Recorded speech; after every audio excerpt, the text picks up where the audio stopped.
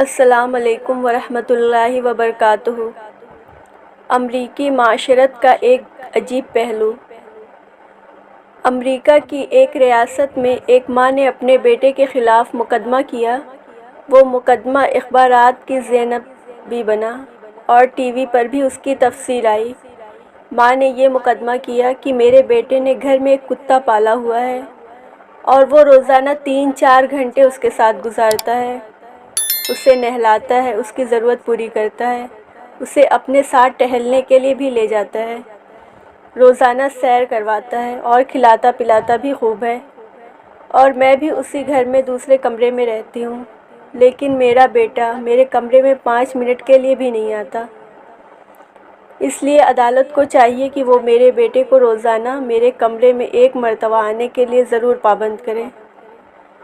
جب ماں نے مقدمہ کیا تو بیٹے نے بھی مقدمہ لڑنے کی تیاری کر لی۔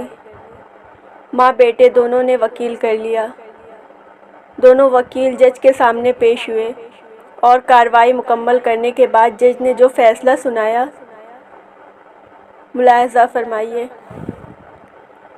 عدالت آپ کے بیٹے کو آپ کے کمرے میں 5 منٹ آنے پر مجبور نہیں کر سکتی، کیونکہ ملک کا قانون ہے کہ جب اولاد 18 سال کی ہو جائے تو اسے حق حاصل ہوتا ہے کہ چاہے تو والدین کو کچھ ٹائم دے یا نہ دے، بالکل علیحدگی اختیار کر لے۔